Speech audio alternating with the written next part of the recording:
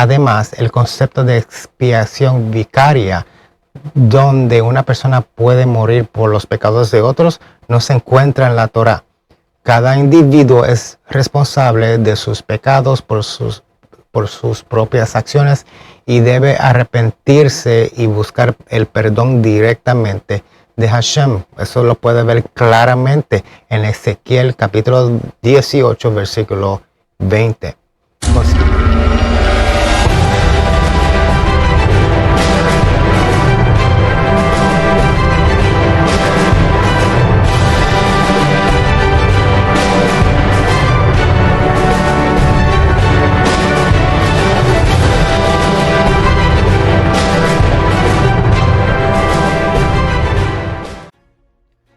La Parashat Vayikra o Levítico, que inaugura el libro de Levítico, nos sumerge en el mundo de los korbanot o las ofrendas y nos enseña sobre la importancia de mantener una relación cercana con Hashem. A través de los diversos tipos de ofrendas aprendemos sobre la devoción, la gratitud, el arrepentimiento y la expiación. Sin embargo, al examinar estas ofrendas, sus propósitos, nos encontramos con ciertas discrepancias entre las enseñanzas de la Torá y el libro cristiano. Ahora vamos a mirar las ofrendas y sus propósitos. Número 1, la ofrenda de Olá o ofrenda quemada, Levítico capítulo 1. Representa la completa dedicación y sumisión a la voluntad de Hashem. Se consume totalmente en el fuego del altar, simbolizando la entrega total del individuo a Dios. La minja o ofrenda de grano, Levítico capítulo 2, es una ofrenda voluntaria que expresa gratitud y reconoce que todo sustento proviene de Hashem. Simboliza la dedicación de los bienes materiales a Dios. La shelalim, ofrenda de paz, Levítico 3, representa el deseo de una relación armoniosa con Hashem. Es una ofrenda voluntaria que se consume parcialmente en el fuego del altar, mientras la parte restante es comida por la persona que trae la ofrenda y los sacerdotes. La hatat, ofrenda por el pecado, Levítico capítulo 4, se ofrece por transgresiones involuntarias cometidas por el sumo sacerdote o toda la comunidad, o un líder o un individuo. Demuestra la importancia de reconocer los propósitos, los propios errores y buscar el perdón de Hashem. Ahora, la ofrenda Asham, ofrenda por la culpa, Levítico capítulo 5, presenta por transgresiones involuntarias específicas como hacer un juramento falso o hacer mal uso de la propiedad sagrada. Enfatiza la necesidad de hacer restitución y enmendar las malas acciones. La Torah también menciona otras ofrendas, o sea, no solamente de pecados o otras cosas de lo que se mencionó, como la ofrenda, la Todá o la ofrenda de acción de gracias, y el Nazir o el carnero de Nazareo, cada una con su propósito específico, sacrificios humanos y el Nuevo Testamento. Entre estos dos, una discrepancia significativa entre la Torá y el libro cristiano radica el concepto de un sacrificio humano. La Torá prohíbe estrictamente los sacrificios humanos y los considera una abominación a Hashem, que se puede encontrar claramente en Levítico capítulo 18, versículo 21 y Deuteronomio 18, versículo 10. Sin embargo, el Nuevo Testamento, el libro cristiano, retrata a Jesús como un sacrificio humano por los pecados de otros, lo cual es incompatible con las enseñanzas de la Torá. Según Deuteronomio capítulo 21, versículos 22 al 23, un individuo que es condenado a muerte o colgado en un árbol es considerado maldito por Dios. Este pasaje se usa a menudo para argumentar en contra de la idea de que Jesús era por supuestamente el Mesías, ya que su crucifixión sería visto como una señal de maldición, y lo fue porque así lo dice la Torá, no como un medio de expiación por los pecados de otros.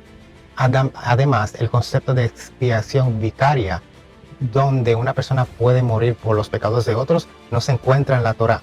Cada individuo es responsable de sus pecados por sus propias acciones y debe arrepentirse y buscar el perdón directamente de Hashem. Eso lo puede ver claramente en Ezequiel capítulo 18 versículo 20 concerniente Jesús y el tema del nazareo, o si lo interpretan como nazareno. Ahora, hay otra afirmación que se presenta en el libro cristiano que no está respaldada por la Torá. Es la idea de que Jesús era un nazareo. Un nazareo por si acaso, y estoy cubriendo este tema para estar claro lo que la Torá dice comparado a lo que el libro cristiano dice. Un nazareo, como se describe en Números, en uno de los libros de la Torá, Números capítulo 6, es un individuo que voluntariamente hace un voto para dedicarse a Hashem por un periodo específico. Durante este tiempo debe abstenerse del vino y todos los productos de uva, no cortarse el pelo y evitar el contacto con los muertos. Sin embargo, no hay evidencia en el libro cristiano de que Jesús hiciera un voto de nazareo o cumpliera con los requisitos de un nazareo. De hecho, el libro cristiano retrata a Jesús bebiendo vino, que eso puede claramente se ver. No sé dónde concerniente eso, Mateo 11:19, basado en el escritor anónimo del libro de Mateo. Y tocando los muertos, que se ve en Lucas, en el libro de Lucas, capítulo 7, versículo 14, lo cual sería una violación directa del voto del nazareo. Categorías de pecado en la Torá y en el libro cristiano. Otra discrepancia notable en la Torá y el libro cristiano, o lo que se llama en el Nuevo Testamento, radica en la forma en que se categoriza el pecado. En la Torá, los pecados se clasifican en varias categorías, cada uno con sus propias consecuencias específicas y métodos de expiación. Por ejemplo, uno se llama Pesha, es la transgresión, se refiere a la transgresión, se refiere a pecados intencionales cometidos en desafío a los mandamientos de Hashem. Estos pecados se consideran más graves y requieren un arrepentimiento sincero, teshuvah, y buscar el perdón directamente de Hashem. Pueden usar como el Salmo 51, versículo 1 al 4, como un ejemplo. Otro tipo de pecado es avon o iniquidad. Esta categoría incluye los pecados que se cometen a sabiendas, pero no necesariamente con la intención de desafiar a Hashem. Estos pecados también requieren arrepentimiento, teshuvah, y buscar el perdón. Levítico, capítulo 5, versículo 17 al 18. La otra es het, o pecado involuntario. Pecado involuntario es het. Son pecados cometidos por inadvertencia o por ignorancia. La Torá prescribe ofrendas específicas como la hatat, o ofrenda por el pecado, para expiar por estas transgresiones. Levítico 4, 1 al 35. Ahora, shigaga se refiere a error. Se refiere a los pecados cometidos por falta de conocimiento o comprensión. Estas transgresiones también requieren ofrendas específicas y arrepentimiento, que pueden buscarle referencia a Números 15, 22 al 29. Aquí te estoy prohibiendo las referencias, no es algo fuera de la normalidad, es algo que puedes buscar claramente en la Torá. Ahora, en contraste al libro cristiano, o lo que llaman el Nuevo Testamento, a menudo generaliza el pecado sin reconocer los matices y distinciones descritos en la Torá. Esta simplificación excesiva sugiere que los escritores del libro cristiano, el Nuevo Testamento, pueden no haber tenido una comprensión profunda de las enseñanzas de la Torá sobre el pecado y sus diversas categorías. Además, el concepto del pecado y expiación en el llamado Nuevo Testamento a menudo se desvía de las enseñanzas de la Torá. Por ejemplo, la idea de que la fe en Jesús por sí sola puede expiar por todos los pecados, en Romanos 10:9, un ejemplo, contradice el énfasis de la Torá en el arrepentimiento, buscar el perdón directamente de Hashem y el papel del sistema de sacrificios en la expiación de transgresiones específicas. Ahora, Parashat Vayikra nos enseña la importancia de mantener una relación cercana a Hashem a través de ofrendas significativas y el arrepentimiento sincero. Al estudiar los diversos tipos de ofrendas y su propósito, podemos apreciar la profundidad y la complejidad de las enseñanzas de la Torá sobre el pecado, la expiación y nuestra conexión con el divino. Sin embargo, al examinar el Nuevo Testamento, el libro cristiano, a la luz de la Torá, nos encontramos con varias discrepancias e inconsistencias, desde la idea de sacrificio humano y la expiación vicaria hasta la categoría simplicista del pecado. Estas diferencias plantean preguntas sobre la comprensión que tenían los escritores del Nuevo Testamento sobre las enseñanzas de la Torá y de Hashem. Ahora, como estudiantes de la Torá, es crucial que nos acerquemos a estos textos sagrados con un espíritu de estudio y diligente y análisis cuidadoso. Debemos esforzarnos por entender las enseñanzas de la Torá dentro de su propio contexto, evitando imponer creencias o ideas externas que puedan no alinearse con el mensaje original transmitido por Hashem a su pueblo. Que este estudio de Parashat nos inspire a fortalecer nuestra conexión con Hashem, a buscar su guía y perdón y vivir vidas de devoción y gratitud, y que siempre busquemos la verdad en la sabiduría que se encuentra en la eterna sagrada escrituras, en la Torah. Ahora, yo quiero agregar también concerniente el templo, que yo estoy seguro que van a hacer esa pregunta. Ahora, desde la destrucción del segundo templo, como en el primer templo, el pueblo judío ha tenido que adaptar sus prácticas espirituales y buscar nuevas formas de conectarse con Hashem y buscar su perdón. Tomen en cuenta que cuando cayó el templo en el año 70, esa no fue la primera. Ya el pueblo de Israel ya sabía qué tenía que hacer cuando tenía que buscar perdón o dedicación o adoración a Hashem. No era la primera vez que el templo ha caído. Toman eso en cuenta. Si bien ya no podemos ofrecer korbanot o ofrendas como se describe en Parashat Vayikra, el Tanakh nos proporciona orientación sobre cómo poder todavía mantener nuestra relación con Hashem y buscar su misericordia. Lo más importante es teshuvah, arrepentimiento. El principio más importante para buscar el perdón en la ausencia del templo es el teshuvah, que significa retorno o arrepentimiento. El Tanakh enfatiza repetidamente la importancia del arrepentimiento sincero y el cambio de conducta como medio para restaurar nuestra relación con Hashem. El profeta Ezequiel declara, dice así: pero si el malvado se aparta de todos los pecados que han cometido, guarda todos mis estatutos y hace que es lo que es justo y recto, ciertamente vivirá y no morirá. Ezequiel 18:21. Este pasaje subraya que el arrepentimiento sincero y el cambio de conducta pueden llevar al perdón y la vida renovada. La otra forma es tefila o la oración. En ausencia de los korbanot, o la tefila o la oración se ha convertido en un medio central para buscar el perdón y la conexión con Hashem. El Tanakh está lleno de ejemplos de individuos que se vuelven a Hashem en oración buscando su misericordia y guía. El rey David Melech, en su profundo arrepentimiento, ora, dice así: ten piedad de mí, oh Dios, conforme a tu misericordia, conforme a la multitud de tus piedades, borra mis rebeliones.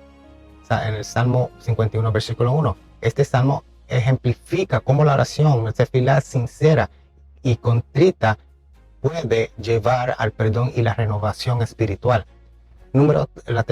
Otra forma, la tercera, es tzedakah, o se también traduce caridad, y mitzvot, o buenas obras. El Tanakh también enfatiza la importancia de la tzedakah o caridad, las buenas obras, los mitzvot, como medios para reparar nuestra relación con Hashem y con los demás. El profeta Yeshayahu o Isaías aconseja aprender a hacer el bien, buscar el juicio, restituir al agraviado, hacer justicia al huérfano, amparad la viuda. Isaías 1:17. Participar en actos de bondad y justicia puede ayudarnos a expiar nuestros pecados y acercarnos más a Hashem, como declara el rey Shlomo o el rey Salomón. Con misericordia y verdad se corrige el pecado, y con el temor de Adonai los hombres se apartan del mal. Proverbios 16:6. Busca las referencias por ti mismo. Otra forma y más grande que muchos ya conocen es el día de Yom Kippur o día de expiación, que todavía hoy se practica.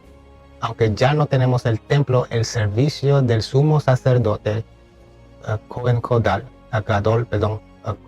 Gadol en Yom Kippur, este día sagrado sigue siendo central para buscar el perdón y la expiación. A través del ayuno y la oración y la introspección nos dedicamos a Teshuvah y buscamos la misericordia de Hashem. El Tanakh describe la importancia de Yom Kippur, porque en este día se hará expiación por vosotros y seréis limpios de todos vuestros pecados delante de Adonai. Levítico 16, versículo 30. Incluso sin los rituales del templo, la esencia de este día permanece como un medio poderoso para buscar el perdón. Aunque la destrucción del templo alteró significativamente la forma en buscar el perdón y nos conectamos con Hashem, el Tanakh nos proporciona una guía clara sobre cómo podemos continuar esta búsqueda a través del Teshuvah sincero, la oración devota, las buenas obras y la observación de Yom Kippur. Podemos esforzarnos por reparar nuestras transgresiones y fortalecer nuestra relación con Hashem. Como declara el profeta Oseas, dice: volvamos a Adonai, porque Él arrebató y nos curará, hirió y nos vendará, nos dará vida después de 2 días. En el tercer día nos, plural, resucitará y viviremos, plural, delante de Él. Oseas el libro, por si acaso quieren buscarlo, Oseas capítulo 6, versículo 1 al 2. Que siempre busquemos el perdón y la cercanía de Hashem, confiando en su misericordia eterna y amor inagotable. También en el libro de Oseas encontramos un pasaje, ya que estamos hablando de Oseas, un pasaje que hablamos directamente sobre cómo podemos ofrecer sacrificios a Hashem sin el templo físico y los korbanos, ofrendas tradicionales. El profeta Oseas declara: llevad con vosotros palabras de arrepentimiento y convertíos a Adonai. Decidle, quitad toda la iniquidad y acepta el bien. Pagaremos los toros de nuestros labios. Eso es Oseas capítulo 14, versículo 2. La frase es Parim Sefatenu. Ahora, esta frase en Oseas capítulo 14, versículo 2, esta frase Parim Sefatenu se traduce literalmente como los toros de nuestros labios. Esto implica que en ausencia de los sacrificios físicos podemos ofrecer a Hashem las palabras de nuestros labios como una forma de expiación y dedicación y devoción. ¿Qué significa los toros de nuestros labios?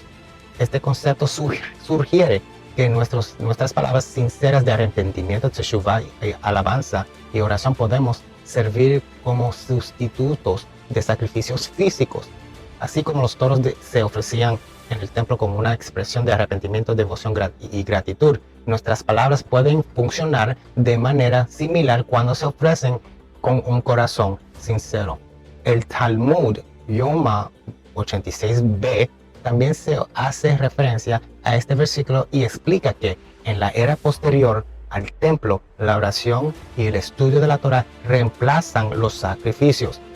No estás diciendo nada en contra de lo que dice el Tanakh. Es lo que está diciendo el Tanakh. Es una reafirmación. El acto de orar y estudiar la Torah con devoción y sinceridad se considera equivalente a ofrecer korbanot. Además, el Talmud Berajot 26b enseña que nuestras oraciones diarias, particularmente la Amidah, corresponden a los sacrificios que se ofrecían en el templo. Las 3 oraciones diarias, Shacharit, Mincha y Ma'ariv, están estructuradas para corresponder a los sacrificios tamid o diarios y los sacrificios adicionales que se ofrecían en momentos específicos. En esencia, los toros de nuestros labios representan nuestra capacidad de conectarnos con Hashem y buscar su perdón a través de nuestras palabras y actos de devoción, incluso sin el templo físico. Nuestras oraciones sinceras, estudio de la Torah y la expresión verbales del arrepentimiento y alabanza se convierten en nuestras ofrendas, permitiéndonos mantener una relación cercana con Hashem. El concepto de los toros de nuestros labios del profeta Oseas nos brinda un medio poderoso para buscar el perdón y fortalecer nuestra conexión con Hashem, incluso en ausencia del templo y los sacrificios físicos. Al ofrecer palabras sinceras de arrepentimiento, alabanza y devoción, podemos mantener la esencia de los korbanot y expresar nuestro deseo de acercarnos a Hashem. Que siempre nos esforcemos para ofrecer los toros de nuestros labios con un corazón sincero, un espíritu devoto, reconociendo que Hashem escucha nuestras oraciones y anhela nuestra conexión con Él, y que a través de nuestras palabras y actos de devoción podamos experimentar la cercanía de Hashem y su misericordia eterna. Shalom. Para todo lo que necesitas, Hashem te dice, te di mi palabra.